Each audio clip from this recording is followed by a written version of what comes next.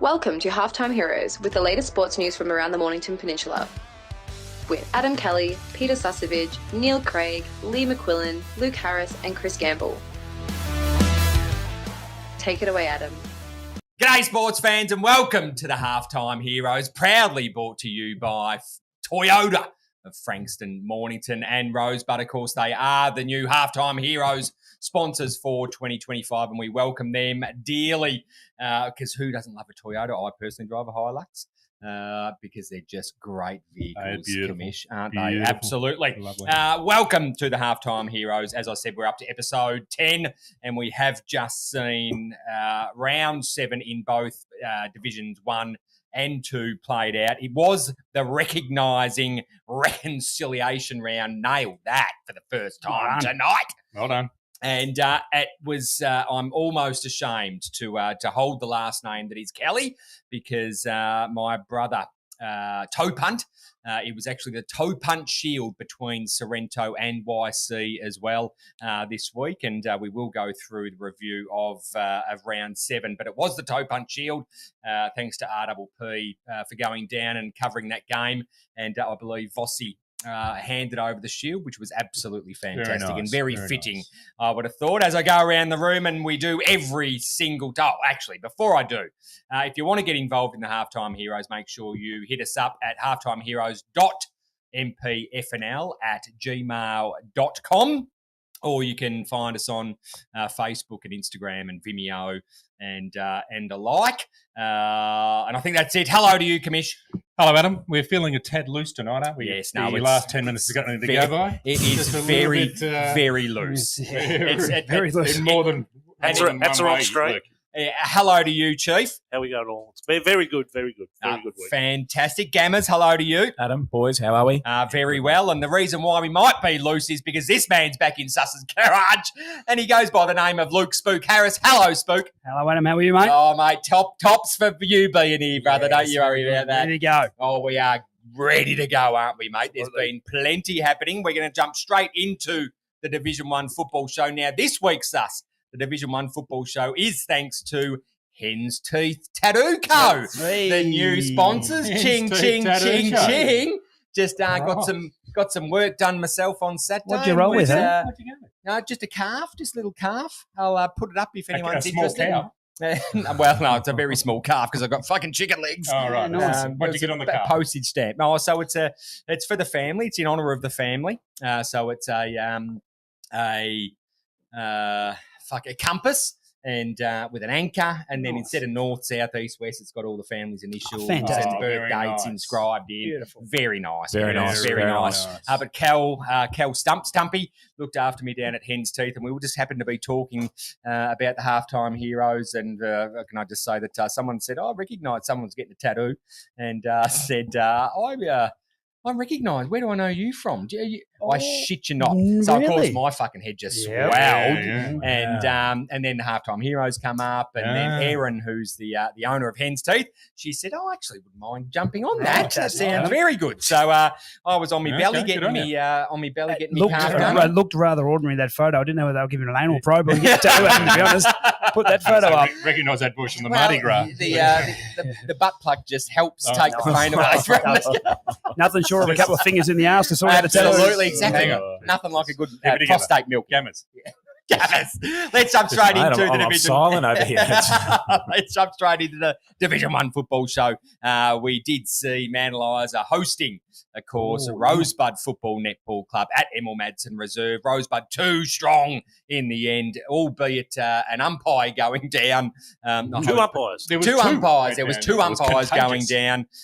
So hopefully they're going okay. But from all reports, they're fine, as umpires do. I think a feather flew past and knocked one of them out and maybe a couple of other things. But Rosebud too strong in the end, Gammers, albeit with a half-hour break because an ambulance had to come and take the poor goal umpire away.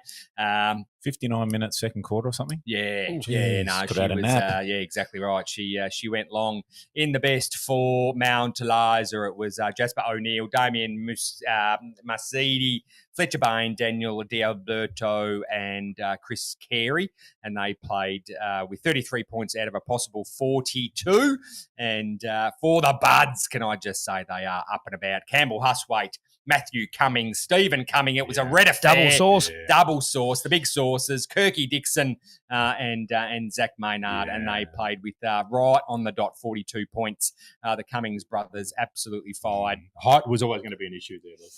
They're big boys. Yeah, that's probably, I mean, Eliza won a game a couple of weeks ago. That's probably their best losing performance for the year, though. Yeah, like that, probably, not to say they wouldn't be happy about losing, but that's not a bad performance. I mean, Rosebud are flying; they're not in great form, and they, not far away, and they didn't kick poorly this week. Niels, there's no excuses. Yeah. Ricky's obviously trying a few things out. Young Dan D'Alberto hasn't been playing senior footy yet. Yep. Fast as all hell, and that might have been his debut. I could be totally wrong there, but he hasn't played many games. So Ricky's trying a few things out, which is great to see. Geez, have a look at number 51 for Rosebud. Georgie Gray's a pretty handy in, isn't he? 5 points. That was, exactly. 5 3 goals. from Frankston, yes.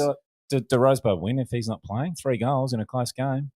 He's a quality player. Talking about mid-season draft last year. Jesus. So, they're struggling for players down at Rosebud, aren't they? They're all flocking down there. Yeah. That was flocking too. It was the recognising reconciliation round of the next game that took place at Mornington Alexandra Park. Was Lang Warren too strong in the end for Mornington, 15-18, 108, defeating Mornington 11-12, 78 by 30 points in the end. Mornington spoke. I love the Mornington boys, but they would have to be, not Putnam, they'd have to be the worst starting team. Yeah. In Australia. They never win a first quarter. Last year, and then from then on, they're always super competitive. Like they've just got to get the start right. So if they get that, they're going to be in every game. That's all it was. We're spectators all around the ground. We're just talking halfway through the last quarter. If we just managed the first quarter, we'd be in it. What do you do with that game? It's like bad starts. Like you can chase it too, I reckon. Like we've been the same boat a couple of times. They had different warm ups, different themes, and you can chase it until the cows come home. But it's really hard to unlock. And they've still had 6 scoring shots to 7. They they probably, I don't know. You know better than me, Chief. You were there, but if they kick 5 goals 1, then it's game on. Yep. That's exactly right. But Lang Warren, they're going much better than what everyone's thinking. When I saw them play against Mount Eliza, and Mount Eliza just fell in at Mount Eliza. They've got some big, strong bodies, and they crack in. That's a bloody good win down at Mornington because it was all on the line for Mornington. It was interesting. Patolo played well, but he kept on coming up like he was injured. And you swore his knee was braced, his left knee was pretty heavily braced, and he looked shot. But 5 minutes later, he's on again. So I don't know if he was doing a bit of theatrics or absolutely nothing wrong with that. He played really well. Real good target. Our Harry Potter man was good again. Sleffendorfus. Yes, Yes. He was all over it. In the best for Mornington, it looked a little bit like this. BJ Credlin, Angus Rowler, Mitch Blum, Matty Jones and Ty Cull. They played with 42 points right on the dot. And for Lang Warren, it was Corey Sleffendorfus, as Spook just said, Luke Churcher. God, he can play, Luke Churcher. Bryce Rutherford, Agapi Patolo is just getting better and better and better. And Benny Hopkins. And they played with, surprise, 31 out of 42 points. I mentioned this last week, Luke, that Sleffendorfus is AF already. He's a big body boy. That's 17 years old. Yeah, right. Is he in the eyes of any of the recruiters or anything? Is he in the mid-season draft? They're sitting there, Ruckman. No. I mean, he does ruck because of his athleticism, but he's not a ruck build. He's more that young, rangy kid. That Lawler sort of build. Yep. That stocky midfield. And anyone, I reckon, that was keeping an eye on the scores over the weekend would have been shocked and probably refreshed about 30,000 times because at Eric Bell Reserve, that is right, at Eric Bell Reserve, Pines hosted the Red Hill Football Netball Club. And the Pines, well, they were disappointing to say the least during recognising reconciliation round. It was 9-15 Red Hill 69, defeating the Pines Football Netball Club 5-10-40. Holy snap and duck shit, Spook. You know their coach is up and about and only put 4 blokes in the best. He's got the shits. He didn't want to do that. I've got to put some names down. But I hear 4. I'm not allowed to do that. What, put 4? No. No. He always makes me pick 5. Oh. Glenn Martin, hello. There's a story going around that 8 Pines players presented to Frankston Hospital after the match With hearing loss. Hearing loss, bleeding of the ears. Yep. No, apparently it was heard from the public pool. Paddy was not happy at all. In the best for the Pines, Gamma's alluded to it. It was Caden Sharp, Jacob Boyle, Nick Boswell, and Liam Cox, and they played with 36 out of 42 available. And for Red Hill, it was Paddy McDonald, Dylan Atkins, Jake De Pasquale, Logan Sanford, and your boy Spook Gresham, Yes. Big Glad- Michael Gresham. Yeah, He's back in form. Bit of a story. Logan Sanford has got some heart issues, and he's been a Red Hill boy for number of years now. I think he might have been South Mornington before that, but constantly needs sort of medication for some heart issues and that sort of stuff. Great effort to play senior footy against Pines and get the points when you're, it's well done, young man. Yeah, well done, Red Hill. That's a good Absolutely. win. Your mate Jamie got him going now. Well, look, Maybe you heard that happened eventually. Yeah. Maybe Jamie tuned in last week when you podded him again, perhaps. One on the Red Hill. They've been under the pump. They would have been desperate for a win. That's a big win. I'm trying so hard, Jamie, to believe me. So when I come up to Red Hill later in the year, You won't go to Red Hill. I will. Just look after me, Please for Christ's roll sake. out. I No, I do heard- like you. So Please roll I out the heard- wine, please. Yes. I heard the Commish is going to host the next President's Lunch.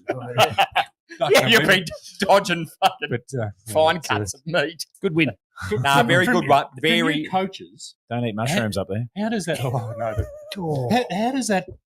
That's a magnificent. It's a great win. It's a great win. How do you do that, Gummers? How do you get that out of a Red Hill team that haven't looked like it this year? Oh, that's a great question. When you find the answer, let me know because we could do with Well, you're bloody close every week, mate. But that is they've won by 30 odd points. That has to be the story of Div 1. My I word. know when people No say to question. me, we sat here and said, Pines by how far, didn't we? Oh, Yeah. they don't lose 2 at home. No, exactly back. right. No, that's exactly right. It was incredible. Apparently some big outs for Pines. So Yes, well, I mean, I think it was almost confirmed, but it hasn't been confirmed via, officially, but he wasn't named in the list. So we did break that we heard that Bo Hendry had gone down with a ACL, and it would appear that that has in case happened. And we that's were the talking off air, weren't we, Spook? And although he's, he doesn't move around as what he used to be, he's a big presence. having him out there, I think is massive. But we're talking isn't it? about a team here Puts the that shit was up, going to be doesn't it? bona fide top 4 winning that game. Top 3. Against Red Hill, who haven't looked like winning in 6 Find a months. shot. That's Haven't exactly that's- right. Spot on. Whoever they got, that's Yep. huge. Yeah, big win. massive. The next game we saw was, in fact, and I said it up the top of the show, although it was a recognising reconciliation round, we like to call this one the Toe Punch Shield, and it took place down at Dave McFarlane Reserve. And, pardon? Cracking. Yeah, cracking game. Yes, High scores. scoring. It was fantastic. Frankston YCW, way too strong in the end. 22-7, 139, defeating Sorrento Football Netball Club at home, and the deck would have been absolutely frothing. 15-11, 101. And in the end, for Sorrento, it was Aaron Bremen, Dylan Clark, Charlie Stokes, don't know how, Malcolm Newland, Hooper Robinson, and they played with 41 out of 42 available. And for Frankston YC, Max Gregory, Matthew Jackson, Max Williams, Blake Mullane, and Chin. Good to see Chin back on Chin back on the list, and Zach Tobin, and they played with 32 out of 42 points, going along just under the radar, you'd say, wouldn't you, Sus? yeah, no, that's a great effort down. And then we said they play well down there. So Frankston YC just starting to cement their spot in either top 2 positions. Yeah, I like that a lot. And the next game that saw out the end of round 7 to be played out on the 24th of May was, in fact, the selection table match of the round, and it was between Edith Vale and Dramana. They are back, Spook, and I reckon everyone should be on absolute notice because it was played at Regents Park in Edith Vale, Aspendale, and the postage stamp that is there. 12-12-84, defeating Edith Vale Aspendale 10-11-71. Well, I mean, look, it was touted as going to be the game of the round, and it surely set out to be 3-1. taking on 3-3 in the first quarter and only got better from there. It was what a game of football. It would have been a great. The last quarter looks like a cracker. Yeah. 5-4 when the Shootout. game's on the line. They're an amazing footy team, Dramana. It probably suits them playing there. I would think they come from a small deck. It's probably not as big as an advantage against Dramana. When Eddie normally gets teams at home, it's a real advantage for him. So it doesn't surprise me the result, but Dramana are finding form. As the longer the season's going, they're getting better and better. Yeah, the goal kickers are coming in. Second Fowler's quarter, 4. Second quarter, Spook, no score, Edith Vale. Just the 2 points, no majors. The lineup looks pretty settled week to week now, Dramana. It looked a bit all over the place early, but settled and winning back-to-back games now. And I think they got the second highest percentage in the comp, which I think we mentioned last week, which is super for where they are, 5th on the ladder. You wouldn't want to lack any leg speed playing against that team, that's for sure. No. They are quick. Yeah, they are quick. In the best four, Edith Vale, Aspendale, it looked like this. Charlie Martello, Will Conlon, Kyle York, John Walker and Kyle Parrott, and they played with 40 out of 42 available. And for Dramana, it looked like a little bit of the Gertz show again. Josh Gertz, Billy Gertz, Sam Fowler. Apparently he was absolutely phenomenal. I heard Sammy Fowler, Luke Oborn and Ryan Morrison, and they played with, get this, 28 out of 42 available points. What a scary outfit is So Dramana Fowler's just Football playing Club. forward? He'll be a bit of both, I'd say. He kicked 4. Maybe that's He probably luxury. rolls up the middle a little bit, rolls in there for a little bit and spits forward. Yeah. Does whatever he wants. Great player. Oh, yeah. Superstar. Tough matchup. If they isolate him inside 50, you're like, oh, fuck this. Like, you would not want to be anywhere near him with space. He's dangerous. Yeah. And strong. He's surprisingly strong for his size. Great player. Well, he made VFL players look silly a couple of years ago. So I can only imagine what he's doing down Ripping there. bloke. Has there been any further news with the Dramana possible ins? Yeah, What we spoke about? it's looking okay. it's looking very okay. Righto. We did hear that The Australian captain back, is he? Someone might be Yes. returning, yeah. Not happy where he is. No, not at all. Oh, they ran out of money. What's go? Don't know. I think it's so from all reports, and this is unconfirmed, so it is therefore an allegation that Jake Arts got in contact with the president and said that I'm not happy here, and then the two clubs have spoken. Well, we can fucking go this week because I don't want to have to coach against him. Fucking go. Go, Jake. See you later, son. Great week to piss off. Fucking go, Dramana, Jake. What a great idea. You help broker a must be deal. very Yeah, close. no, I'm Plays what him. Plays Take what a us. couple of grand, take it. Yeah. Fucking know. See you, Jake. It's a bit of a scary prospect, that, don't it? He goes back to 3 or Oh. 4 goals better. I'd be really happy. Yeah, I think he should go, to be honest. I mean, he played the premiership there. Why would you go back? Yeah, Exactly. It's an unusual set of circumstances. They're a great footy club, Beaconsfield. Like, they're a big... They're Yeah. Oh, a yeah, great it's facility, unusual. beautiful. That's the best ground probably in Victoria. It's a beautiful deck. It's a magnificent facility, but maybe, I don't know. Well, let's see how it plays out. Yeah, no, exactly, and as well as Mid-season Jake draft. Arts, there's going to be also a couple of returning premiership players as well. Wall was mentioned. Yeah, I've heard Dean Moore numerous Yeah, I heard times. that. Dean, I did hear that. Dean's definitely going. How about Ethan? Ethan happy in Heidelberg? Ethan Johnson? I believe so. There was They're going no, well, yeah, I there think. was no mention of Ethan. I don't think he's getting a game. They're pretty strong. Yeah, I don't think he's getting a Maybe game. not. Actually, no, that's a Maybe lie. that'd be watching. Ethan was discussed. Mm. Ethan was discussed because Imagine if they all roll back for the second half of the year and it was like, oh, no. Yeah, I know. Jesus. I Good know. luck. I don't mind that. I don't mind. Oh, that well, they're at all. locals. They're Well. great footy club. Good on them. Or if they had their run, like move No. past the baton. Not those Do you know boys. what I They can mean? still really play. Oh no, Yeah. sorry, I mean as a If they club. get 'em Like, all nah, back. fuck Dramana. You know, you've No, I'm done happy all for right. them. Yeah, same. I agree. Would you rather Dramana or Mount Eliza win it? or Rosebud? Well, I'd rather Rosebud. Well, yeah, that's a good one. Would Rosebud be happy? Rosebud would be pretty pissed off if No, this was they'd be Gus, wouldn't annoyed. they? Yeah, because like it's shaping up to There be shouldn't them, be a isn't it? mid-season draft. If those boys, I'll put it on the line now. If those boys come back, Rosebud aren't beating that. no. If they get those three back, if they get Ethan back, Dean Moore back, and Jake Arts back, Rosebud can't keep up. Too slow. No, too slow. Too That's slow. exactly right. That's the a- bottom 3 go out. Yeah, that's It's- massive. yeah. The bottom Huge. 3 Dramana are extra handy. Yeah, by the yeah. way. So Yeah, it's That'd be great. Good for the comp if they come back. Yeah, Excited. Yeah, Yeah, it yeah. is good for the comp. Absolutely. Well, that rounds out what was round 7 in Division 1. Let's go around the room for some takeaways. Sus, what you got? The Pines loss. I think that's Yeah. that's defining that. So is it a Pines loss or a Red Hill win? That's the question that's been asked. No, good question. We'll leave it there. Spook. Mike Dramana are back and firing. Yep. And a frightening prospect. Yeah. No, I like that. What about you, Commish? Oh, look, Rosebud. I mean, I was going to go Red Hill, that was fantastic, but I think Rosebud just did what they had to do away from home, and they look like they nearly cemented themselves as premiership favourites if they weren't already. I agree. Gammers. It has to be Pines Red Hill. Pines go from solidifying themselves in the top 3 to dropping out of the top 5. That's a huge loss at this time of the year. Shit the bed. Oh, not in my words, but That's not what you said off here. What else? No, I'm only joking. I'm only joking. Just throwing you under the bus. I've been alleged of saying a few things off air the last week or so. Don't you worry. Yeah. Welcome to join the queue. I don't think Pines. No, but I mean, look, I suppose every club from time to time, depending who you are, they're going to shit the bed from time to time, and just shit's not going to work. I think what it does show is if you're in the middle of the road in Div 1 and you're missing a couple, Sharpie goes up and plays for Frankston, Hendry didn't play. They need their best 22 to be a top 3 side. Yep. Totally.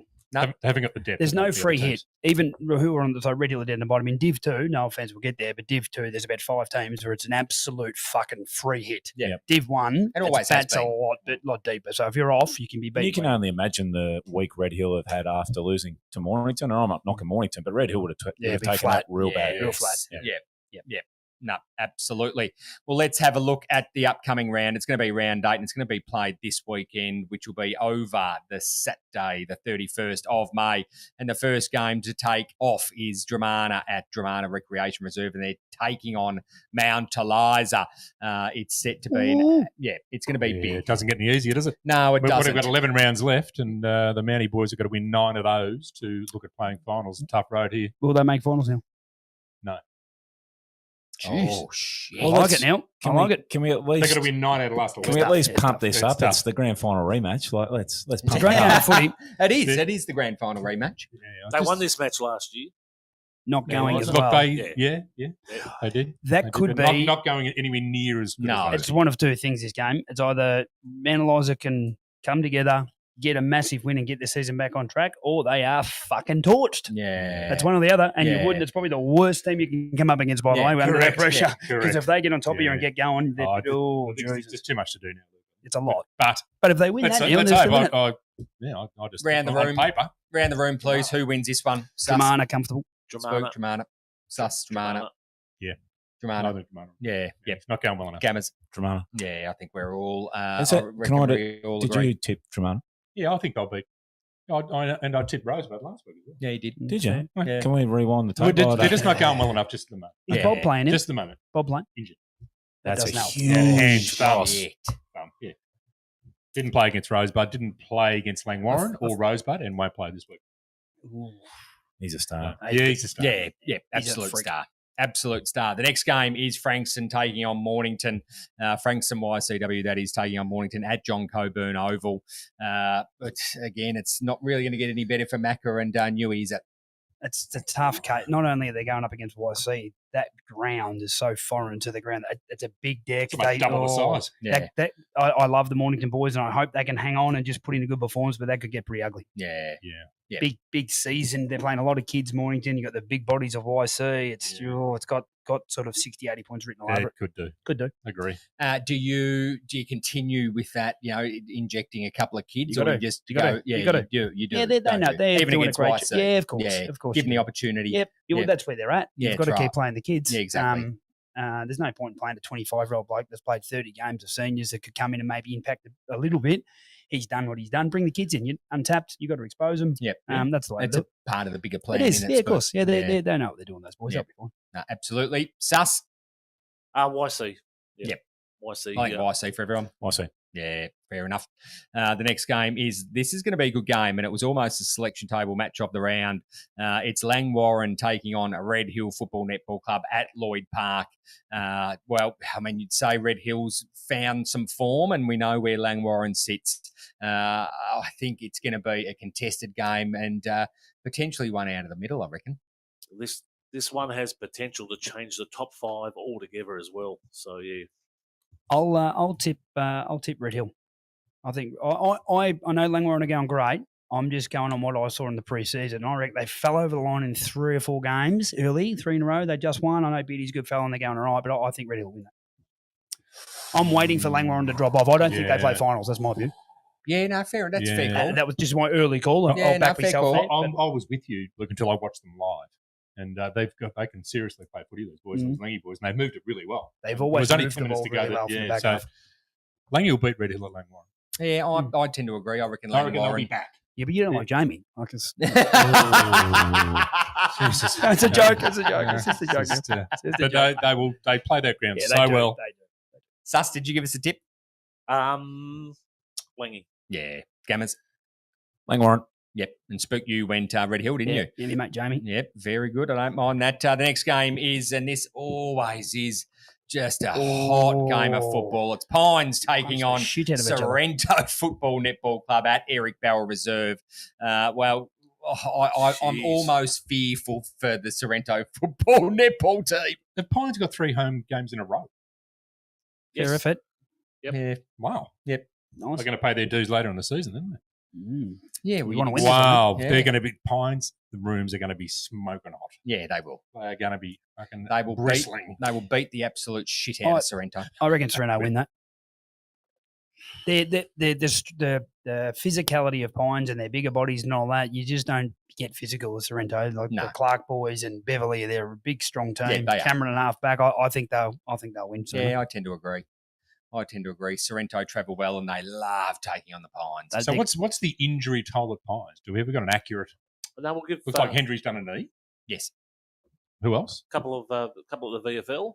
Yeah, Sharpie went up to the VFL. Sharpie. His stats weren't fantastic, and Okay. they lost, Righto. so he may come back. I haven't heard of anyone else, Yeah, okay. but I'm picking Sorrento. I reckon Pines just might beat them up. Yep. I reckon Pines will get over Sorrento. Because Sorrento are just going. Aren't they? Yeah, no, they are. Yep. Spook. Sus. Sorrento. Sorrento. Very good. Great game. Yeah, great game. Great game Very of good footy. game of footy. The next game and the selection table, halftime hero selection table match of the round. We've chosen Rosebud taking on Edith Vale Aspendale at Olympic Park. They will love the challenge, Rosebud, and Edith Vale are going to just want to come back and, just reinforce their dominance, I reckon, Spook. Very interesting game. The interesting part of this, put the players aside, I want to see what happens in the coaches' box because I think Chris is a very, very good coach. And I think he might take away a few of the weapons of Rosebud. I think he'll go to work on them, and I think EDS win. Oh, I like it. I like it a There's lot. a few things you got to do against Rosebud. The coaches in the comp will know there's a couple of things you've really got to go after, and if you can take that away from him, I think you worry him. EDS will, I reckon ED will win that. Yep, Great I like coach. that, Spook. Pendles. What about you, Chief? Rosebud continue on their way. The danger here is if EDFs lose this, they could drop out of the 5. Yeah. So, which we didn't predict at the start. So, Commish? Oh, there's no reason to think that. Why would anything change? Rosebud are just doing what they have to do. Yeah. I mean, they beat last year's premiers on their home deck by 15 or so points. So they're going to handle EDS, right? Yeah. Gammers? Ooh. No, I'm going to go EDS as well. Know a fair bit about them. They set up beautifully behind the ball. Rosebud's strengths ahead of the ball. Pines beat them a few weeks ago. Yes. Took some of their weapons away. They got really good key backs, EDS. I think the midfield battle will be maybe even skew if to EDS, especially if Gallucci plays. And they've got their own weapons, EDS. So if they win the midfield battle, Rosebud just, I don't know. They haven't really done anything that's... Well, they've been great the last few weeks. I mean, geez, they had George Gray on the side and a full list of players can only put Mount Eliza away by 3 goals. I don't know. Are they that good? Let's find out. Yes, I like that. I like that a lot. Well, test for Edie too. Yeah, exactly Oh, right. yeah. Yeah, spot on. Yes. Yeah, I spot reckon on. I've got to go and get our special guest because I think he's lost. out on the Hello. street. Well, we're just about to. I'm going to go for Rosebud, but that is a wrap. You always tip Rosebud. You Yeah, like I suck know. them off there. I think they're going to win. That is a wrap for the Division 1 football show. Thanks to, of course, Hen's Teeth Co. Tattoo Parlour Hey. down at Rosebud. Thanks for jumping on board, Erin, and all the tattoo artists down there. It is something else, Spook. I know you. I like a bit of ink, mate. Yeah, I know you like a bit of ink. I know you do, in fact. So they know what they're doing down at Hen's Teeth Co. Thanks to the team for jumping on board. You own now the Division 1 football show. How good is that? Let's take a quick break, and we'll be back with the coach's corner. And who have you got, Commish? Is it my coach's corner? That is your coach's corner. This coach's corner with the Commish. Who have you got? Geez, a bit of royalties. Well, no, we're just going to wait. Oh, we're going to wait, are we? Well, he's just walked in. He's just walked in. I can fucking see. We'll just wait till he's sitting here with us. You're blushing. And away we go. Blushing. He's the nerves already. He doesn't play for Mount Eliza anymore. Mase, welcome aboard, Mase. So it is actually Mason Dewitt will be joining the coach's corner, and he will be in the cone of silence with the Commish, of course. We don't know how it's going to go, but you are listening and watching the Halftime Heroes. Nestled on the beautiful Mornington Peninsula, Sharmac Lodge offers a peaceful 6-bedroom retreat in Rye for short-term stays for adults of all ages living with disability or illness. Overnight or day stays are available 7 days a week with tailored care provided around the clock. Guests can also participate in daily activities on the peninsula, making it a perfect getaway. Rest easy knowing your loved one's care is personalised to their needs. Finally, a short-term respite solution that brings peace of mind and can be funded under your home care package or NDIS funding. Book a tour today with the welcoming team at Sharmac Lodge. Visit aftercare.com.au or search Sharmac Lodge today. Let their family help your family. Welcome back to the Halftime Heroes. Well, we alluded to it before the break, and the break took a little bit longer because he's the senior coach of Somerville Football Netball Club, and Mason Dewitt's coach sent him down the garden path, and he was fucking knocking on every single door in the court cameras. What did you do? I'm in a bit of trouble tomorrow night. He's done his hamstring because he's been running up and down trying to find us. Don't even joke about No, I shouldn't joke. I shouldn't joke at all. What's 2 restraining orders already? There's a massive. I thought he said estranged daughters. Wow. Well, he's a very beautiful man. Stop it. And the funny thing is that not one person had heard of the Halftime Heroes that day, mate. When you knocked on the door, they went, what? You what? The halftime what? Well, you heard the voice, and now you've seen the man. It is the man, the myth, the legend, and he's a massive part of the Somerville Football Netball Club. There's no doubt about it. And Gamers, you've missed him, and he's back. And it is Mason Dewitt. Thanks for joining the Halftime Heroes, Mase. Good on you, lads. Thank you. Awesome to be on. Absolutely beautiful, mate. Long time Fantastic. listener. Long time listener, Well, you really? fucking lie. Yeah. You absolute lie. Really? So you're the one. This year's in top. And straight from the nephew's birthday, mate. Good on That's you. right. Thanks for Yeah, Big cutting that Byron short. 6 today, so he'll be listening. So I'll give him a shout out. Very good. Yeah, Absolutely. good. Happy No swearing. birthday. Happy birthday, mate. What was his name, mate? Byron. Byron. Happy Byron. birthday, Byron. Byron. Happy 6th birthday, mate. Lovely. Hope you enjoyed your fish and chips and you get spoiled bloody rotten. Yeah, that's right, mate. Yeah. Yes. Happy days. Well, it's that time, isn't it, Gammas, where we just need to, what do we need to do? We need to lower that kind of silence, and the Commish and Mace DeWitt are in the cone of silence. Mace, can you hear us? Loud and clear. Oh, fuck, You're supposed to say no. No, I can't hear you. Can't hear a thing, You're in a car. Okay, good. Take it away.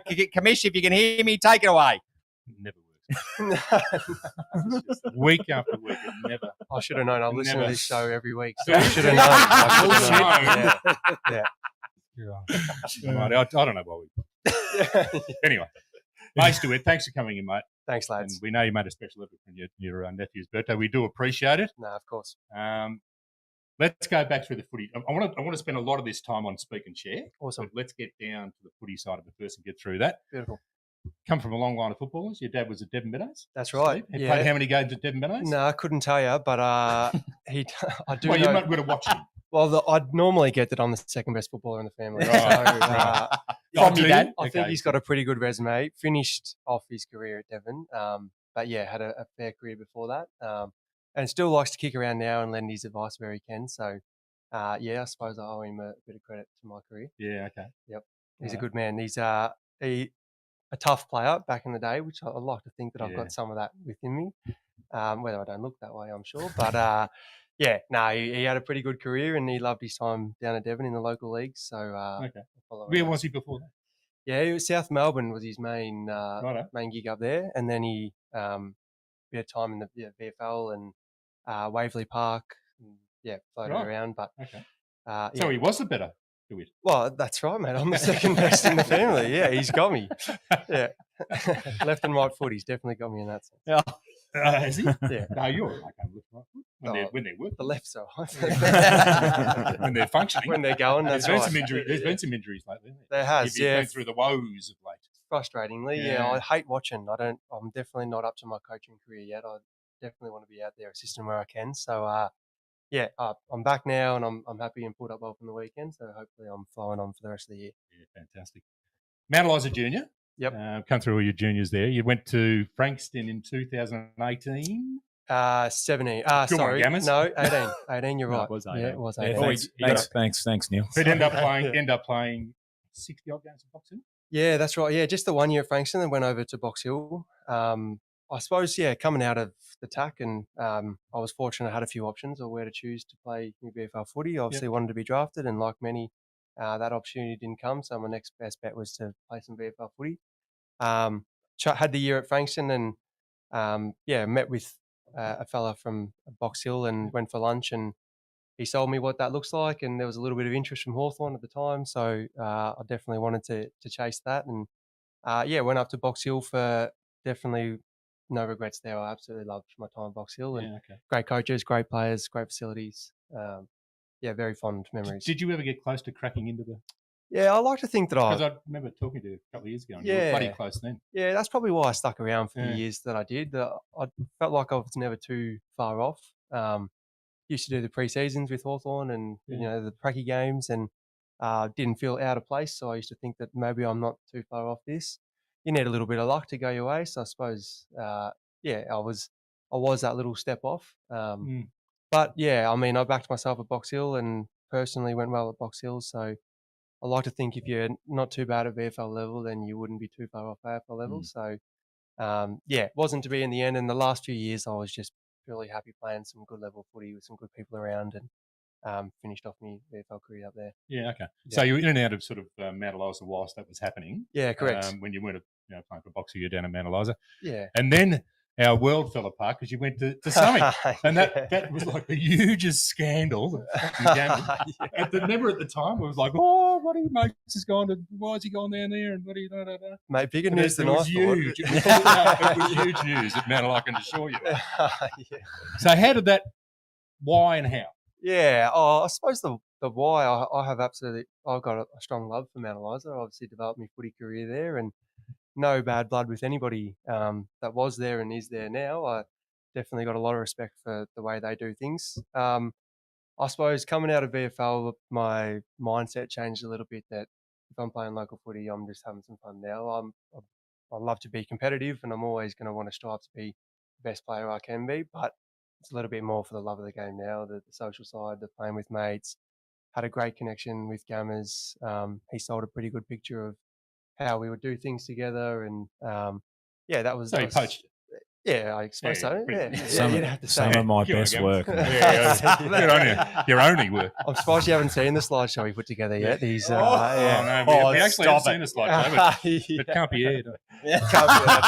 That's right. No, I had a very strong connection with Gammers before coming to Summy. We spent some time up in the NT, and absolutely loved our time up there, and I suppose started a fair friendship up there. So it was pretty sweet to be able to come back to local footy and explore how that could look further.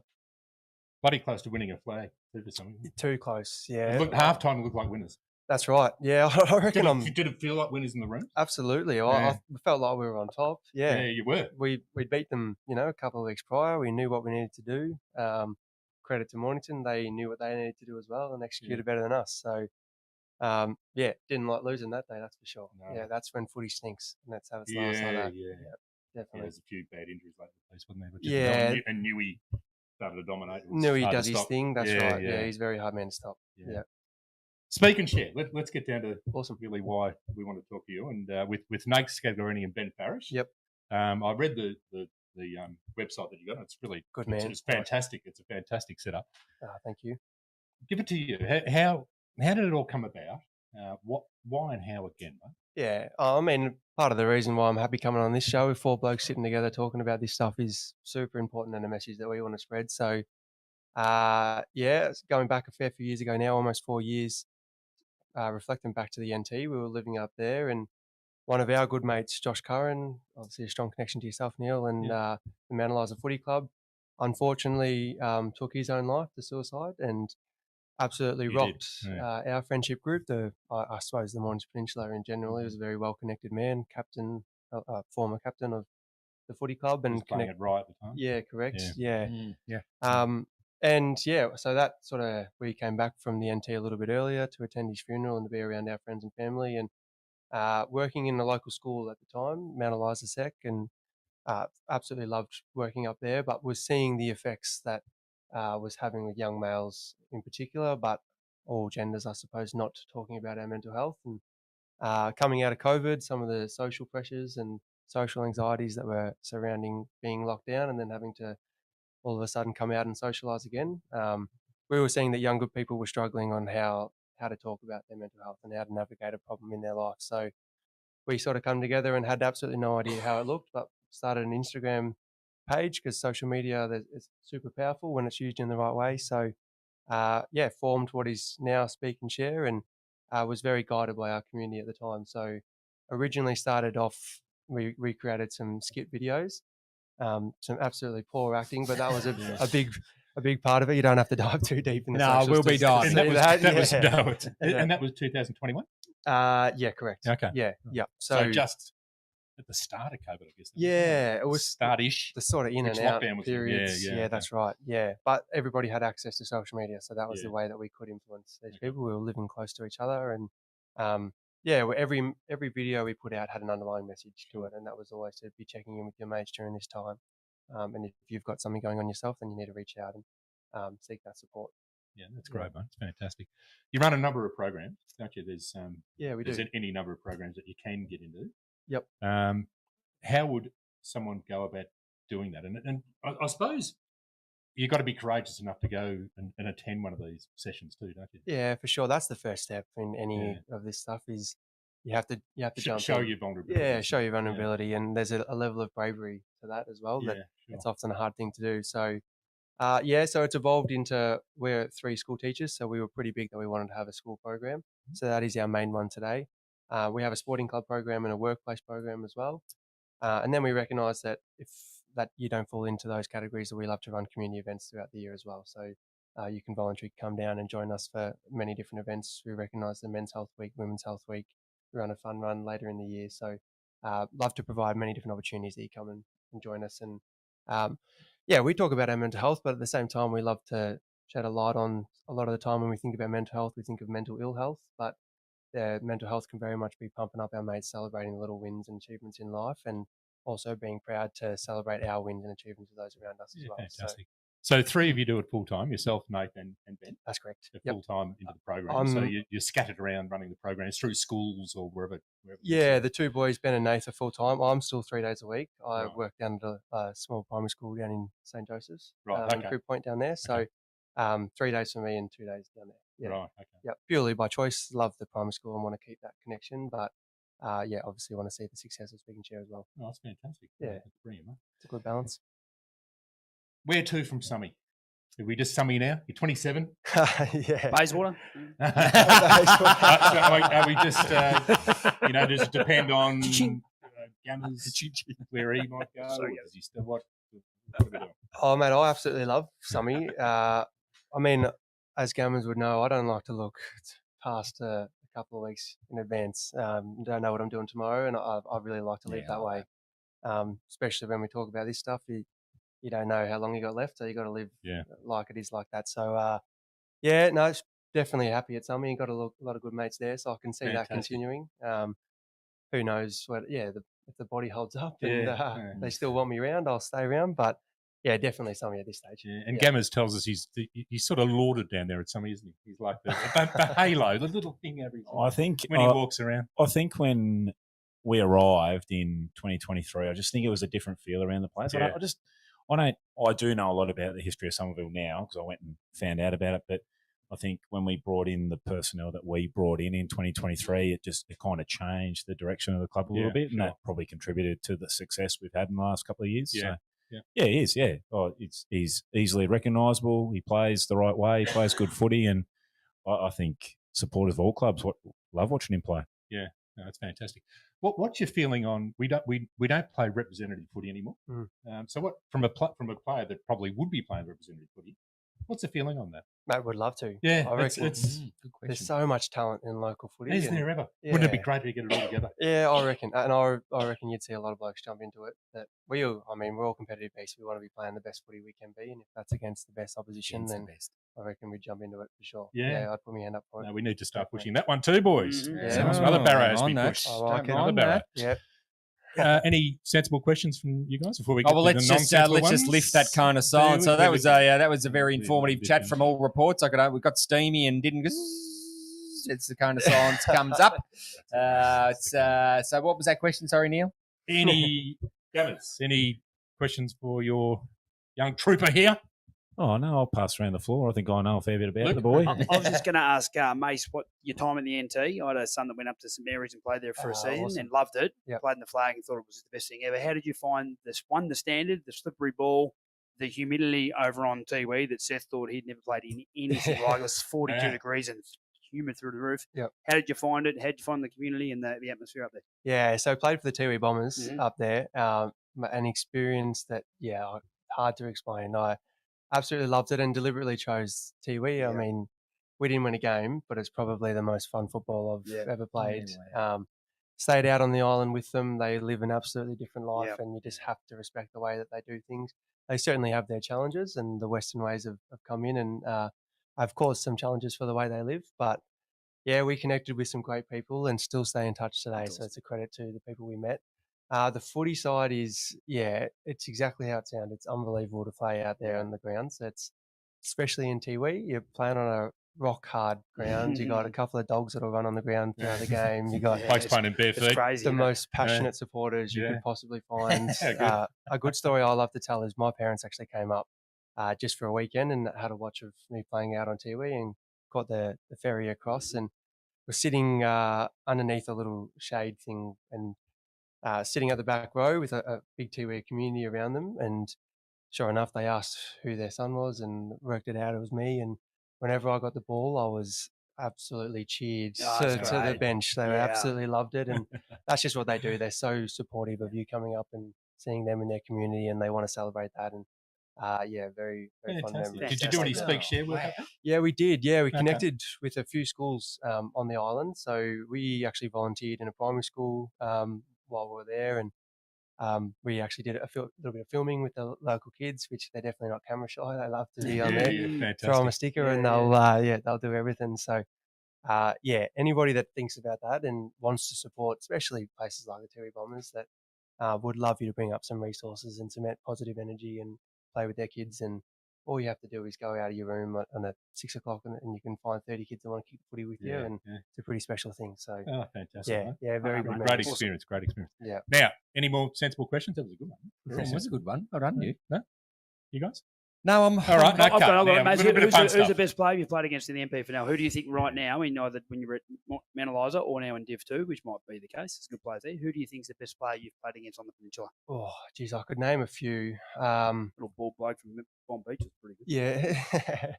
Yeah. Current playing against, I suppose you'd have to say Joel Hillis. It hurts me to say it. Hey, my boy Jolie. The rug. The rug. We often say he's untaggable, and so you got to just influence him where you can. Yep. But no, I like the way he goes about it. He'll love to hear that, Joel. He doesn't find his own work, Joel. Don't worry about that. Impressive. The most irritating teammate at Somerville.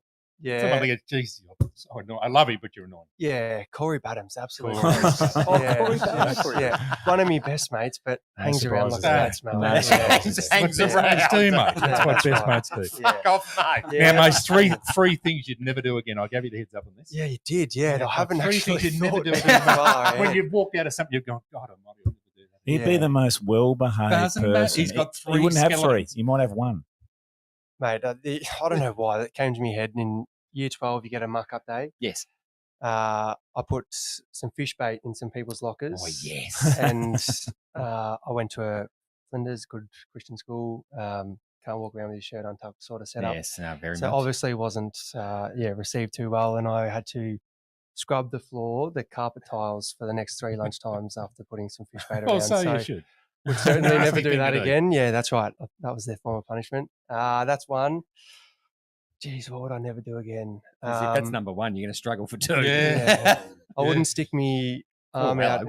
Yeah. Well, mate, it's a kid show. This. So. I wouldn't stick my arm out in front of Josh Newman in the grand final. I tore a ligament in my elbow in the I first. think we were standing. In Yeah. front. Yeah, we were. I remember we went, Yeah, we did. He was gone. So I was going to mention. Played on. I was going to mention that, like, going back to Mason as a player, some of the injuries he's played with since being at Summy, it's extraordinary. Yeah. So pretty much discarded his elbow in the first minute of that game. He came off, and I knew it was bad because he gets a look on his face when something's pretty bad, and you don't see it too often. And I'm like, is this it? And he goes, no, I'm going back on. Like, there's no, and he was seriously hampered by that. Yeah. And I don't think you'll mind me saying now, potentially, we wouldn't have said it last year, but there's probably only maybe two of us, maybe three of us knew that he played 12 games last year with a broken foot and was in the team of the league team of the year. Well, And one vote off winning the league best and fairest, and I actually pulled him out of a game, so it's probably on me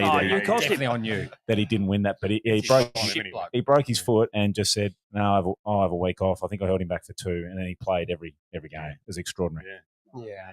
tough. I don't like watching, so. It's better to play with 1 foot. Yeah, that's right. Yeah. Don't have a third for you. So Right. don't have Go a with third. We'll let you off Yeah. with that. Thank you.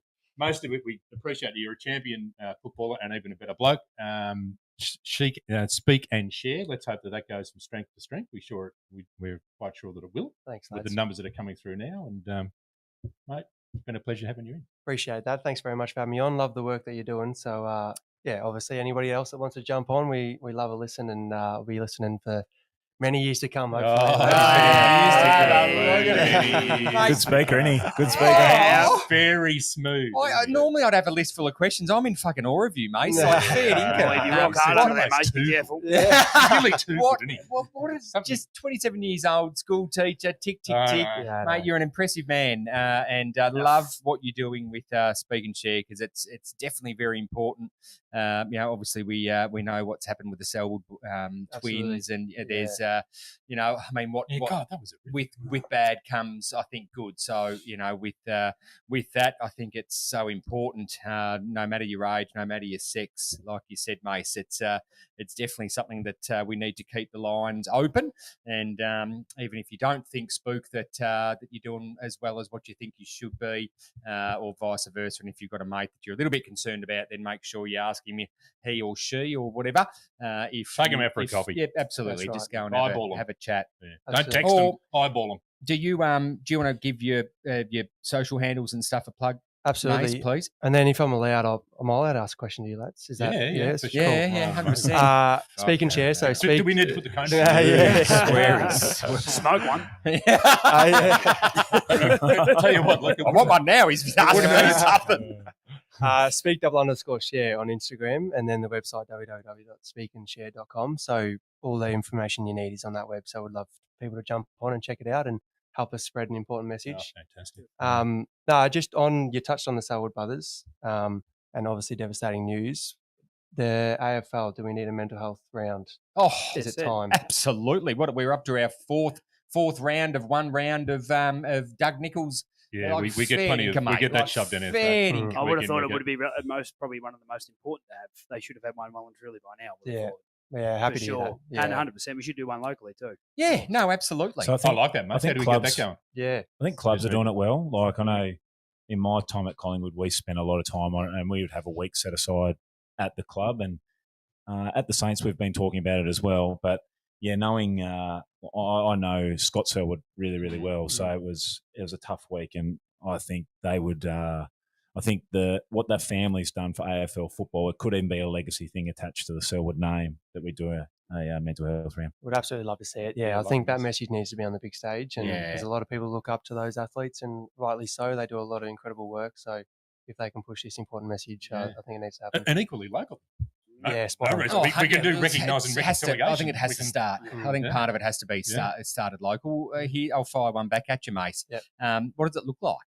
Yeah, I mean, because obviously, we can talk about it, and we can say, "Oh, let's do it." Well, what's it actually going to look like? Like like, do we just plaster, all the hotlines and that kind of stuff, or how does it actually look? Do we get people involved that have been affected by, by suicide and things like that? Or how do you see it working? We would love to. So Speak&Share has just started a partnership with Tuck Your Feelings, the AFL Players and Coaches Association's organisation, and we would love to just see it as being mental health organisations coming together and having a collaborative approach to how we can start these conversations, how we can encourage people to be speaking up. I love at the moment, like you talk of reconciliation round and the Dreamtime game and things like that. We have a week lead up of where people are going out to community. They're seeing how these people live. They're jumping in. They're kicking the footy with them. If it's a lead up of a week like that for mental health, then it is recognising the organisations that are out there. If it's plugging a little bit of support here and there, or having your AFL players come down to your local clubs and spread a message of how important it is to have these conversations. I just think they're so idolised, and they should be idolised, but let's use them to our advantage in how we can spread an important message like this. Yeah, I love every bit of that, and I love you as a player, Mase, and now I love you as a bloke because you're an absolute bloody ripper. Very, very impressed by you, mate. Well, thanks for joining the Halftime Heroes. Thank you, lads. I think the fish is quite not cold yet, so you can run back to the family. Yes. You can run back to the family and just finish. If you're lucky. You can finish the Spook. You got something? You play many positions, Mase. I know wing halfback at maybe VFL. You play midfield, you can go forward. One, where do you think you play your best? And two, where do you think Gammers shouldn't play ever again? That might be the third one. Yeah. There you go. Not halfback. The last one's the easiest one. Gammers isn't allowed to play me on the bench. Yeah. You don't spend much time there. No, that's that's right. right. Doesn't. No. I don't mind what I'm doing now, mid forward. Beautiful. I feel like I have an impact there. Yeah. Very Nice, good. mate. Very good. Superstar. Well, thanks for joining the Halftime Thanks, Heroes. mate. Mase, you can get going now. Beautiful. That was the Coach's Corner with, of course, the Commish and Mason Dewitt. How bloody good was that? You're listening and watching the Halftime Heroes. We're going to be back with a new segment just straight after the break. You're watching and listening to Halftime Heroes. Nestled on the beautiful Mornington Peninsula, Sharmac Lodge offers a peaceful 6-bedroom retreat in Rye for short-term stays for adults of all ages living with disability or illness. Overnight or day stays are available 7 days a week with tailored care provided around the clock. Guests can also participate in daily activities on the peninsula, making it a perfect getaway. Rest easy knowing your loved one's care is personalised to their needs. Finally, a short-term respite solution that brings peace of mind and can be funded under your home care package or NDIS funding. Book a tour today with the welcoming team at Sharmac Lodge. Visit aftercare.com.au or search Sharmac Lodge today. Let their family help your family. Welcome back to the Halftime Heroes. I'm glad you missed out on that one, but you didn't miss out on Mason Dewitt. What an absolutely impressive young man, and well done to you, He's a good boy. What a great message that they're putting out to the community. And the whole thing about the mental health round is at a minimum locally. Yeah. An absolute minimum. Yeah, it is. Why can't we, the people, just call it that? Well, exactly right. It does affect everyone in some way, shape or form. And even if you don't necessarily know someone, you can feel for the family that are obviously going through what they've gone through. It's absolutely heart-wrenching. So here we go, MPFNL. You get bashed every week about different things. Be the first. Yeah. Set it up. Set it up for next year right now. We'll set it up for later in the year. You can All make right, it up. last round. Do it now. Last round. There's 11 rounds left. Yeah. Make round 14. Yeah. Look after your mate round. Absolutely. There you go. You heard it here on the I haven't got any Halftime mates then Heroes. now, so I'm done. It's easy. We want to see some action in 2025, and we want to see some action now. So, as both Spook and Gammas alluded to, and the Commish, of course, you have your opportunity. AFL South, or AFL Vic, AFL Southeast, and more importantly, the MPFNL board to make this right. And all you need to do is just put a little label like the recognition reconciliation round, and that's all it really is going to take to start the conversations, because they do need to be had. It's not getting any better. It's a bit of a pandemic at the moment, and well, I'll go out on a limb and say that I think the AFL should be absolutely ashamed of themselves. That it's come to this. Like, how many players have we lost in media personalities? Spud Frawley, Triple M do such a great job in recognising Spud every year, and I just think it's appalling in one way, shape, or form. Then we cover off on everything else in the AFL. Yeah, if we correct. have to watch one more ceremony before a game of footy, Oh, don't go there. Yeah. I'm going to scream. I agree. I what it agree. is. No matter what it is. Rammed down our throat every week.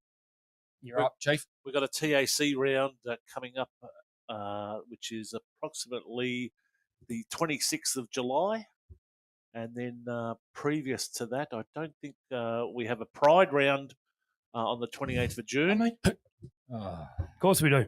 And then the 9th of Because June. it's the minority. It's the fucking 1%ers. That's what it is. And then we have an MND round coming up round 9. Well, Unfortunately, the AFL are the Jesus. most woke organisation in organised, Australia. yeah. They So have we're- to be, Luke. They Yeah. have to be. Yeah. They're backed into a corner. No, well, they're not, Neil, because They it's are. one. It's They are. 1%. The 99%. AFL, not our com. No, but the 99% don't give a fat rat cracker, mate. Mhm. They are sticking their throats out for that 1% of people that are going, wow, what about this and what about Mhm. that? It's as simple as that. Anyway, let's move on Right on, because Adam. we do have an absolutely fantastic segment coming up, and it's all reliant on the Halftime Heroes family. And we thought about it today, and it's going to be frickin' ripper. And it's called the Double H You Choose. Oh, it should be a jingle. We should do a jingle. We need a song. We need a song. Jingle or Yeah, something. let's do a song. Yeah, let's do a song, Neil. You sing it? No. No. Jesus Christ, he's throwing the toys out of the cot Bit again. of Neil Diamond. The Double H. The Double H You Choose. Yeah, I like it. I love it.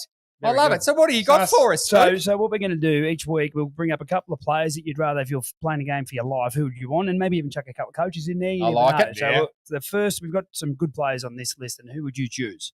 Kurt Lopo or Gresham from Red Hill? Gresham for mine. Can we get him? Both match Gretchen. winners. Gresham. Lopo. Like it. Lopo. Split. Lopo for me. Oh. This will be interesting. Finn Bain or Chin? Chin. Jeez, this is a tough one.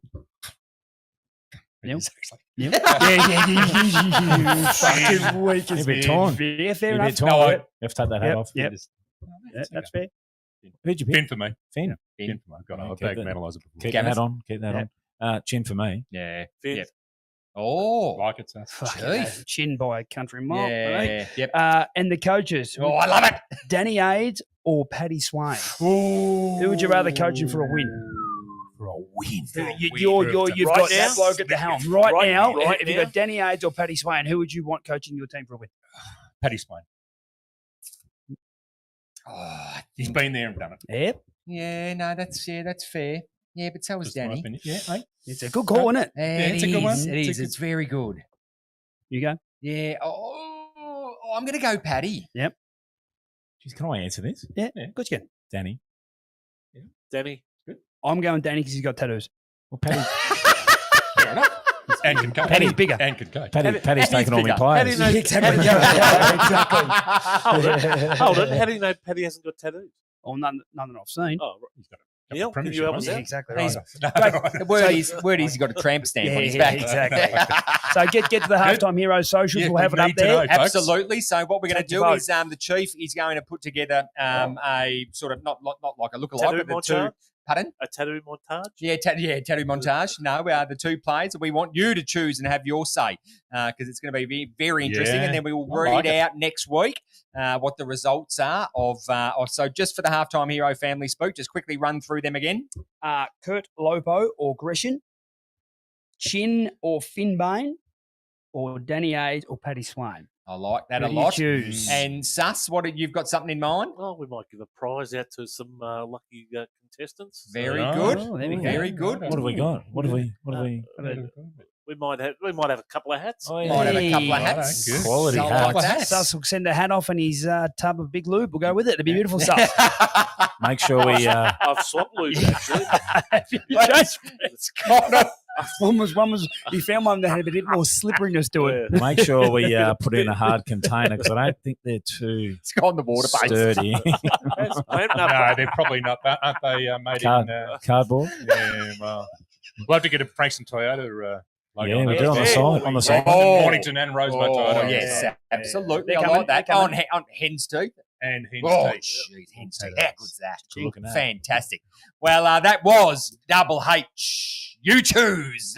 Get back to us, so folks. We want to know. Yeah, I know. We Exactly. want Get to back know. to us. Well, let's jump straight into Division 2 football show, and I love it because we have the panel that's going to dissect, review, and preview the upcoming round. That's going to be round 8. So let's jump into what was round 7. The first game was Chelsea taking on Tyab at Chelsea Recreation Reserve, and we called it, and it was 26-21, 177, defeating Tyab 5-5-35. If you're no good at maths, that's 142 points. And it's also 47 scoring shots. That's nearly 210. 50 scoring shots. What is going on at Tyab? Yeah. They're drinking away. Injuries. Do you reckon the backs would be tied that night at Sus, come on. Next off. Sore neck. I can hope they are. Jimmy Freeman. That's- Fair income. Jimmy's cooked the joint. I said last week I was really worried about Ty. Now I'm really worried about Ty. Full on. Because that's a clip. And, well, here you go. 43 points out of 45 they played with. So in the best for Tyab, for the Yabs, it was Heath Manotti, Bradley Williams, Andrew Brown, Matthew Elliott, and John Watson. And for Chelsea Football Netball Club, it was Jack Wallace, Jack Francis, Bradley Clark, Zane Carter, and Sam Simpson. And they played with 41 out of 42 available. It's just not getting any better for Tyab, is it? Not at all. I spoke to their coach again this week. He's a great guy, and I'll say it every week. No, you do. They have got legitimate injury concerns. So we're talking about That's lack of effort, though. But there's a bottom 4 side here playing a premiership contender with a lot of injuries. I mean, I'm looking at their list now. Tyab's list is barely recognisable. And that's why they're so high on points. They're usually on the wrong side of 35 anyway. But they're right on 43 here with Gammas, we spoke about this at the start. I know, but it's a moving feast down there. It's never stable. How do you cover the Even injuries? Foxy was there for, 12 months? 2 years. You can't justify 47 shots. Like, I'm not, but far out. They just get some stability. Well, I think that's what Gammas is saying, though. They need a bit of luck. The problem. They need a bit of luck. But what happens if you go down so they recruited Sam and Bucks was there and they all went there and they got Rowdy, and so they've thought, okay, we're going to get these 4 or 5 and then others will come. And they pay good money for them, so they think they're close. Yeah. The reality was they weren't that close. Yeah. So you're spending that money on some older boys rather than actually at that stage you go, hold on, we're not really near it. Let's get more kids in, develop them. So at this stage, that'd be way closer to winning a flag. But you sort of went after it, didn't come off, and you get injuries. It's that model. It's just that model that teams get on. I know that maybe they don't have a lot of kids. I don't know. But that's a tough one. He's a good fella too. No, it's there's not a lot of kids coming through that club. No, that's tough. So like their 16, 17s, I think a lot of the kids decimated went through Hastings, Crib Point, and Somerville. 11 1-pointers. It's hard.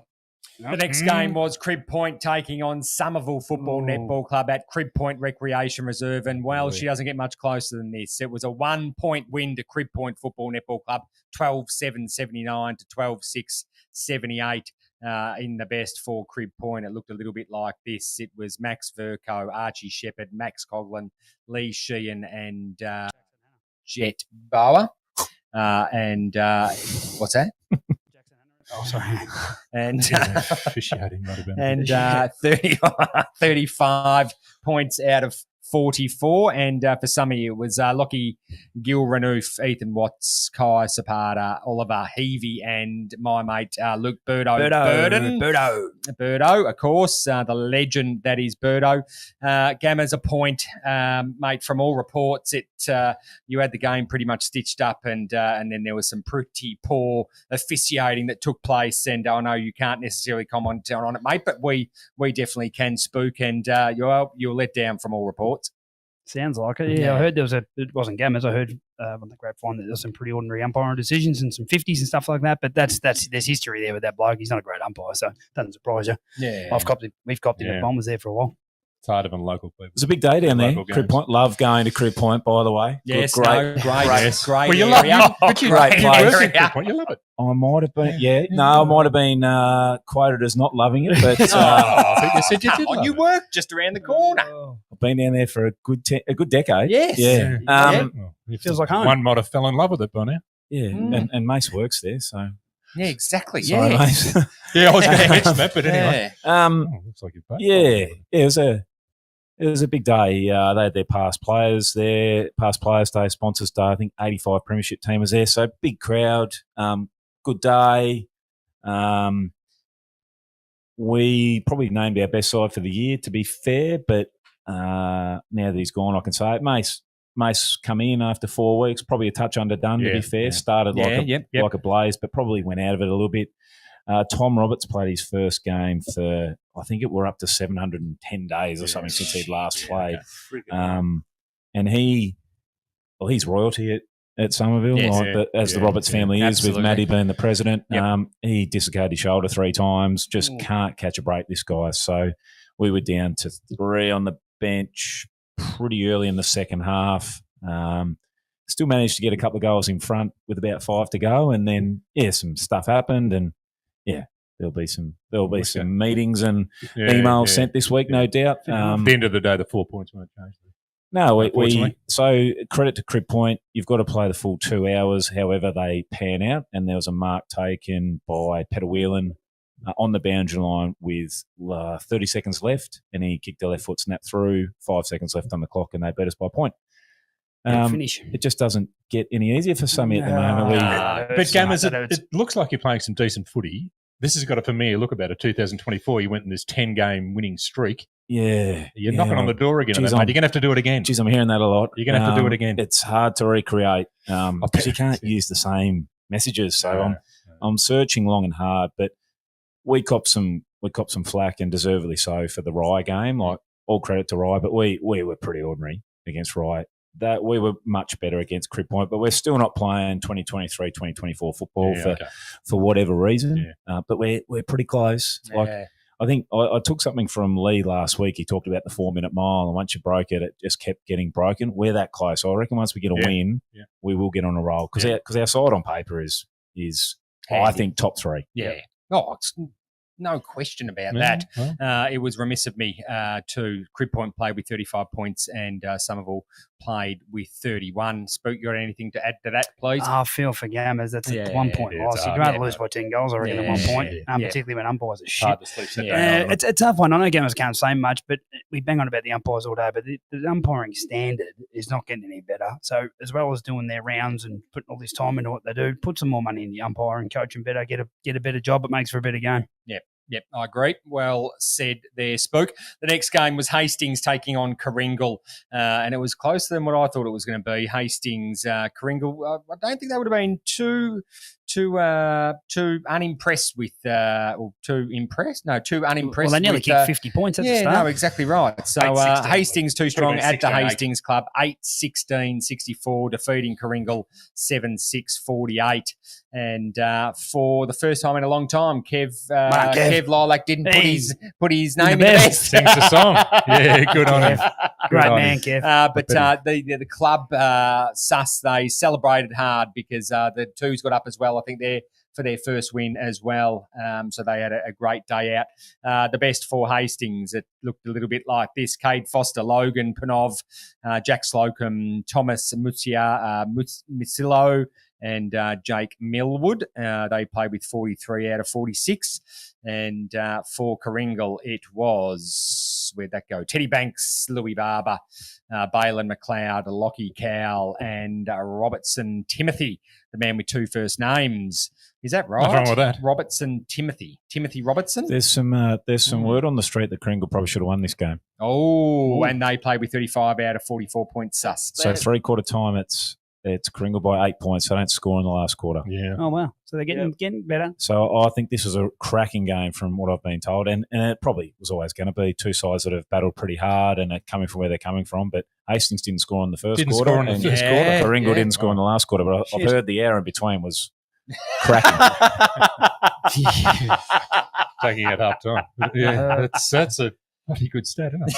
The next game was it was Pearcedale taking on Rye Football Netball Club, and Pearcedale just showed their muscles in this one. 21-14, 140, defeating Rye by 63 points, 11-11, 77. In the best four, Pearsdale, it was Brett, Eddie, Cruz West, Colan, Thornton, Luke Daniel, Finn. That's a fucking that is That's very good. If those 5 players play well in the big games, they win the flag. Oh, Cruz West West kicked 6. Keep him fit. A bag. They played with 29 out of 42 points, very handy. And for Rye, it was Justin Barnes, Eddie Green, Sonny Campbell, Farrell, Zach Burns, and little Tommy Hughes. And they played with 32 out of 46 available points. Pearsdale, they're touted to be definitely top 5, if not top 3. And, Rye wouldn't have been too unimpressed again with that performance, I would have thought, Gammers. Oh, look, I don't know if I'm reading too much in this. I was a bit surprised by this. Pearsdale have obviously probably looked at our game against Rye and gone, let's put them away early because the longer you keep them around, they can be dangerous. They've got some dangerous forwards. I don't want to be disrespectful to Pearsdale, but we've played them at full strength. They had leadership guys playing twos, and I wasn't convinced that they are as good as everyone said they were. They're clearly better than us at the moment. So there's no argument there, but I just thought Pearsdale were gettable. I'm not saying that Frankston Bombers are gettable in any vision or any results I'm seeing. So, are they the next best? Maybe, probably, but a bit off. I think I'm still the thought process amongst the clubs is if you can break even with Pearsdale, you're a bloody good chance because they don't defend. Yep.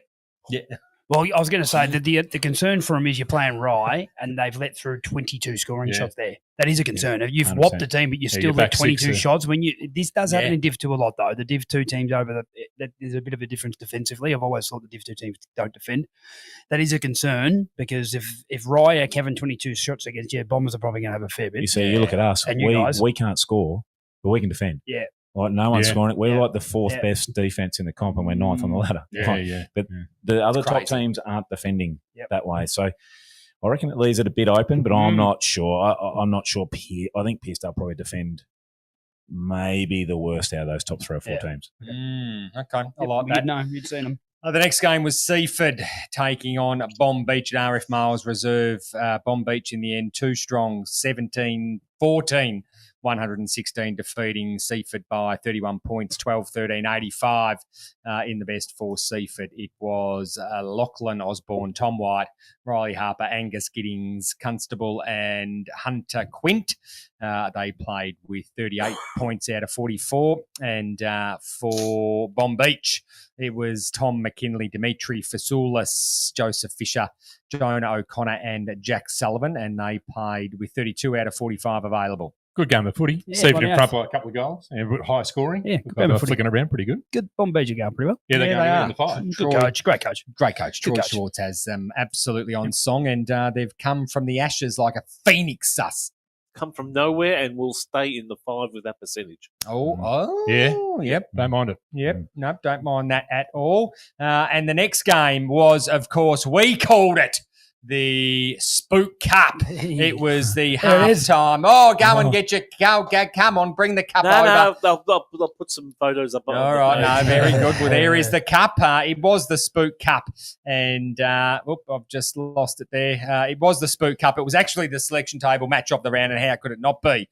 It was Frankston Bombers being hosted by Devon Meadows at Glover Reserve, the land of the celery, and it was 13-12, defeating Devon Meadows by 39 points, 8-3-51 in the best for Devon Meadows. It was Joel Hillis in fine form, Jack Wilson, Alex Canal, James King and Daniel Allen. They played with 35 out of 42 points. And for the Frankston Bombers, it was Flynn Walker, Jack Matheson, Harrison Pryor, Mitchell Charles and Jai Block, and they played with 30 out of 43 available. Spook. Yeah, just jumped them, didn't they? Yeah, they've started well this year, Bombers. Every game they've started very well. It's their defence. Yeah, well, you got to be able to team to test them. Need to talk to Mornington. Anyone can save goals in Div 2, sus. Look, that's a good win, but I don't think they played that well, to be honest. I had to chat to a couple of boys. I don't think Bombers weren't going that great. I think Devon did a couple of different things. They spat some some half-backs would spit forward to the contest and try to get it in behind. They were doing I think Kent played half-back for most of it. Yeah, he probably had to. But Bombers didn't have flex. No flex. Yeah, this game was robbed of quite a few stars from both sides, which is a shame because I think both teams at full strength put on a really good show. Yep. The one thing I find funny is there was the three blokes, Brodie Smith, Fridge, and Flim, were all in the midfield, and they were all ex Devon boys. So it would have been nice. So I would have liked to have gone down there and just knocked on the door and said to a few of the Devon boys, "Geez, there's about 6 or 7 boys out there you could have had. So suck on that." But guess what? You didn't, and that's what you get. Yeah, you get hiding. Yep. But the thing is, the good thing is, all those kids, there's a young list of Devon. Kids everywhere. Yeah. So you're going to end up with the same result of what you've had the last 2 years, but you saved yourself about 80 grand. So that's a better play. Exactly and you develop. So good luck to it. And you have brought that up a couple of times, Spook. Right. And they are to be applauded. Very young. That's all kids. Yep. So good on them. Well, that is a wrap for the round 7. And what does the takeaways look like? Sus, do you want to kick it off, please? Is still way out in front is Frankston Bombers, which is great to see. Yep. Spook. Bombers are firm favourites for the flag. Dead set. But I'll put a but in there. If they are to lose Harrison Pryor, that changes a lot. I think that's really important. And Jared didn't play either. But if they keep this together, there's with Khan and Harry, and there's some big boys there. They're going to be they're so big. They're a big Division 1 team. So that's very hard to Div 2. Correct. So it's going to be interesting getting towards 5. They say sound, they're going to be super hard to beat. Did you say Jared Grant? Yeah. He played. He did play. He kicked 3. I was going to say, if they smashed them without them, we're all in trouble. No Frawley. Who knows about that? I think Devon were robbed of, Battle went away. And he's away. Simmons didn't rush. Yeah, that play. hurts. That hurts. You're taking away a couple of weapons there. I think that game's a bit closer next time round. And Spook, who's Devon's big ruck? Riley Simmons. Yeah, Simmons. So, young star basketball. They got him in, I think he played for under-19s Australia at basketball, I think. Don't quite me, but he's a big He's boy. great around the ground. Oh, yeah, he goes good. It's a good. Go forward. Yeah, he's going to get better as he goes on because he hasn't played a lot of footy. It won't be this year because that's going to hurt him. Yeah, no, it will hurt him. That's a big So loss. after the Seaford game 2 weeks ago, he went and had scans done because he pulled up sore and come off, and he's broken his leg. So that's going to hurt. Yeah, he's going to be in some strife. Just one player there at Bombers, Daniel, I won't say his last name, but Dids, who's been very injury prone the last couple of years. He was a fantastic player. Dids, he was a Stingrays kid. And he doesn't get spoken about a lot with that list because he's sort of all the other big names, but Dids is a serious player, and I think he's in some form. So look out for him in the second half of the year when he gets a bit more fitness under his belt. He's a star. Yep. Very good. Well, that is a wrap for the takeaways as well. Let's jump straight into what is going to be round 8 coming up this Saturday, the 31st of May. And the first game to take us through is Bomb Beach taking on the bloke next to me, his mob, Somerville Football Netball Club. Of course, Gamma's the senior coach of the Somerville Football Netball Club. She's going to be an absolute ringer, I reckon, this one, Sus. Be very, very close. You're going to have a full pick list to choose from, apart from Tom Roberts' Scanners? Yeah, I think we're starting to get there. Yeah. Yep. Oh, well, is this it? Is that 4... Was it 1 mile, 4 mile? What was the analogy? Break the 4 minute mile. Break the 4 minute mile. Yeah. What happened to us last year? We're leaving our run late. We back ourselves against anyone. Of course, still do. Even 2 and 5, we still think we're one of the better sides. It just doesn't look like that. Yeah. It'll come. The Bombers list. It's a pretty good Bomb Beach list. It's pretty good. If you can keep them healthy, they're only percentage out of 3rd on the ladder. Well, they've got some 4 targets now with Vassoulis and Hulit. That's not a bad list at all. Yeah, we'll play some good football. And their midfield's pretty strong when they've got the Pekka boys playing. And we'll go after a couple of those guys and bring a couple of their own weapons. I think we'll win, but I won't be surprised if none of you blokes tip us. I think with a run with a Mase run under his belt, I think you win. Yeah, I reckon. I'm 4 or 5 goal win. You'll come. And again, it's not because you're sitting next to me and you're about 3 times the size of me, but I honestly think that that this is the turning point. Round 8 seems good to me. Sus. Oh, you dog. Oh, come on. Use your brain. Use your brain, Sus. He isn't going. No, I'll go Bomb Beach. Yes. Okay. Weird ground though. It's a Jesus. Yeah, it's the weird. I'm not shocking ground. I'm not runs the going wrong on way. record. It's- I'm not going on record about talking about other people's towns. No. Well, I'll say it. The ground's It's a a weird great joint. place, Bomb Beach. Oh, good place. Weird Yeah. ground. Weird Oh, ground. the Beautiful shit. ground The too. spectators Yeah, it's a shit. Ground. To go and watch football there, you've got to get an Uber Love to going. catch it at the other end of the Yeah, fucking you might get a sticks. Titleist number 5 and the Nugget too. Oh, yeah. No, I'm not playing. I think Bonnie might get over you. I'm with you, Home Gams. there. I Yeah, reckon no, they I'm might with you. just be a little bit too sharp. The next game is Frankston taking on Seaford. And, well, now that I mentioned Seaford, we have confirmed, boys, that next Monday night we will be joined by the Seaford senior coach in Rowan Bleeker. Bleeks will be joining us in Suss's Garage for the Coach's Corner and to bring us through Division 2, which is going to be fantastic. But this game, well, he's got an absolute test this coming week at Baxter Park. There's no doubt about that. Frankston will be hosting Seaford Suss. No. Yeah, no, Yeah. I know. Too I hard. know. Yeah. Frankston for all. The next game Could get ugly. is Coringal taking on Pearcedale at Coringal Football Netball Club. And, well, I mean, geez, it's... Oh, they'll be happy if they kick 50 again.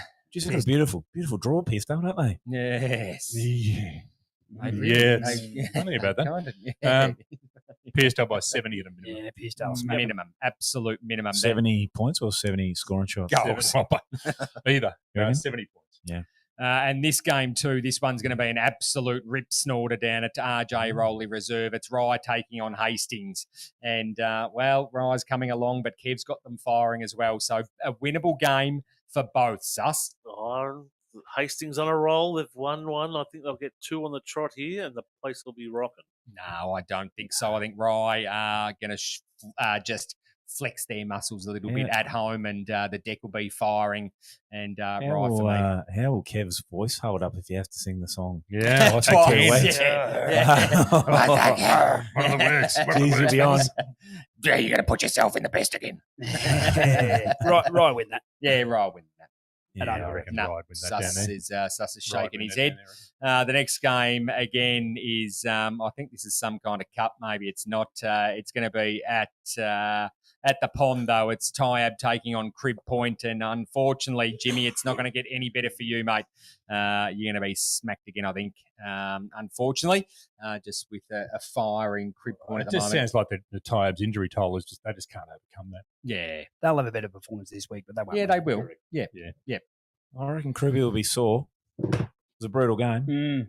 So I know we're going to train a bit differently this week, so I don't know how the Kribby boys are feeling. But, yeah, Ty will want to start well, I reckon, and stay in the game as long as they can, and who knows. But you'd think Kribby by 40 or 50. I mean, you say that Cribby are going to be sore, but then how does Tyab pull up after a 143-point give or take Well, flogging? I don't want to put them in the ground, but it doesn't look like they laid many tackles in that game. There's a fair few scoring shots, so it looked like a pretty open, free-flowing game. Yeah. So, look, I don't So know. they I should haven't be watched, cherry any, ripe. haven't watched any of that vision. No, as you wouldn't. As you wouldn't. But, yeah, they've got to start well, Ty. They're a bit like Mornington. They're just not starting games Yeah. well, and it's a long way back when you're already behind the 8 ball, isn't That's it? exactly right. Spot on.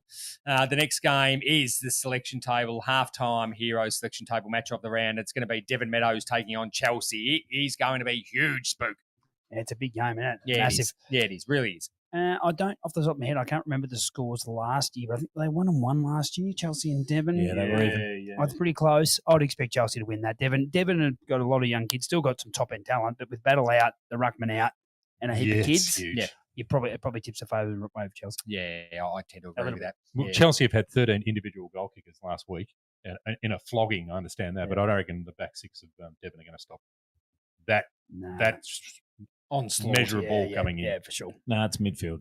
Hillis will have to have 50 and kick And kick 5. five. Correct. to be Yeah, a correct. chance. Yeah. Which is doable for Joel. It is. It is. Absolutely. Maybe not the 50, but It's hard to do both, though. But Oh, he'll beg to differ about that, I reckon, Spook.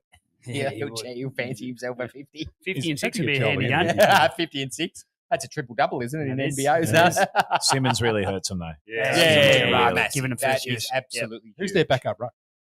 Don't know. No, I actually don't know if they've got one. No, there you go. So that really Hillis. triply hurts. Yeah. Hillis to Hillis. Go on. Hillis kicks another. So I think that's Chelsea for us all, isn't it? Yep. Oh, Yep. Yep. Comfortably. Yeah, pretty much. Well, not comfortably. I think it's going to be closer than what some people might think. And well, who knows? Football's a funny thing. Look at some of the results over the weekend. Well, that is a wrap for the Division 2 football show. I hope you've enjoyed it. We haven't got a sponsor for that yet. The sponsors are they're just approaching us in the street. So if you want the opportunity to sponsor potentially the Division 2 football show for season 2025 into season 2026, then hit us up at halftimeheroes.mpfnl@gmail.com, or you can contact us via socials. Facebook is the best bet for that one as well. Well, that is a wrap, as I mentioned, for the Division 2 football show. We're going to take a quick break and we'll be back with, I think Sus has got something for his pellets. And, we've got the man, the myth, the legend himself, Spook Harris, in studio, the Bayswater senior football netball coach. He's got something as well. So she's going to be jam-packed. You're listening and watching the Halftime Heroes. Nestled on the beautiful Mornington Peninsula, Sharmac Lodge offers a peaceful 6-bedroom retreat in Rye for short-term stays for adults of all ages living with disability or illness. Overnight or day stays are available 7 days a week with tailored care provided around the clock. Guests can also participate in daily activities on the peninsula, making it a perfect getaway. Rest easy knowing your loved one's care is personalised to their needs. Finally, a short-term respite solution that brings peace of mind and can be funded under your home care package or NDIS funding. Book a tour today with the welcoming team at Sharmac Lodge. Visit aftercare.com.au or search Sharmac Lodge today. Let their family help your family. Welcome back to the Halftime Heroes. I've said it and I'll say it again. It is just worth just tuning in to the breaks because, geez, it all happens here. Well, he had a Spook soapbox and then he didn't, and now he does. Take it away, Spook. What do you got? Yeah, after consultation, what I was going to come with, I wasn't allowed to, like normal. Old Commish put a stop to that. Oh, I didn't. But on the way the MPFNL and all the leagues run their rounds and have whether it's reconciliation round or whatever, but surely the mental health round is really important. But to run things like Pride round, like, no offence, that's all good, you do your thing, but no one actually cares. No one needs a Pride round. We all get it. Irrelevant to football and community. What we need to do is have things, mental health, super important. Let's get around those sort of things that actually really impact society, not just because some woke culture tells us we have to do it. Yeah, agree. Well said. Well, absolutely fucking well said. Without swearing too. Yeah, I know. Well done. Absolutely. Wow. Yeah. I just had to swear then to make up for it. Sus, let's get that forklift in and get that beep. Have a little peep. So it was good. It was good to hear the boys, Mason Dewitt. We had him on and we talked about mental health and all. Jeez, I was in awe. God, I was in awe. Yet we go to a round of football during the week on the weekend. And we see two incidents, folks. We see two visible incidents. I'm just standing there minding my own business. And out of the corner of my eye, I see the full forward. I think it was number 6 for Langwarren. And he's copped a barrage from the fence. He has copped it. This is money. Yep. He has copped it left, right and centre. From which club? From Langy. Hasn't retaliated. He's done the right thing. And he's gone up and he plays for Langwarren. Yep. And he's gone up and congratulated the coaching staff for Mornington. And by the way, you've got some ugly supporters that live down the back there. Yep. So good on him for doing that. For calling it out. Yep. So let's keep on that. Then was that you behind the goal, Sus? No. No, he was. It was when everyone had left, remember? I'm getting serious now. Piss week, wasn't it? Was it, Sus, can I just ask, was it racially motivated? I don't know, but by the reaction, it had some bad undertones. But on the same point, so we have the Mornington crowd giving it to a Langwarren player. Then in the stands we have a group of Langwarrians, we'll call them, giving it to a Mornington player. Which player? He's got a brother in the AFL. So big Kai. Yeah. So then a we'll call it a committee person of Mornington, ask him to calm down. Or I'd be saying to both groups, you're out of the grounds. Yeah. So we're talking about mental health and all that, and we're directing groups of people to individually attack a single player on the ground. It used to be okay in the good old days when, it wasn't much or anything like that, but now, folks, it's out of bounds. The world has stated that, we don't do this anymore, and because you get a ticket and you pay your $12 to get into a ground, it doesn't give you a license to go off the tack. It's the same as going off another. It just maybe not the other Oh, they're fair game. No, they're fair. But it just doesn't give you a license to go off at a player and vilify him from behind the and fence. it's weak. Yeah, it's as weak as water. And when you turn around and take a picture of these group of people. You just tapped it yourself? Yes, because I took a photo of the people. I would love to just show that on well, it's probably the only way you're going to stop it. Let's put it to the Halftime Heroes family. Do you want to see that photo? Do you want us to publish that photo? Because it is Peter Susovich's, and we have the right to publish that photo. You can give out a little clip to a player. Just a nice friend. And that's, I was going to say, and that is okay. There is a line. Let's pull that down then, because that's the question that I was going to ask. So do we just go, you're a shit player. You're going to kick that goal. You'll kick it. You're a shit player. We can get it. We can get away with it. Well, you're a shit truck. Exactly. You call yourself. But when we start talking about sexual preferences and all that type of stuff, it's out of bounds. You can't believe in this day and age Spook, anyone thinks that's okay. Is it?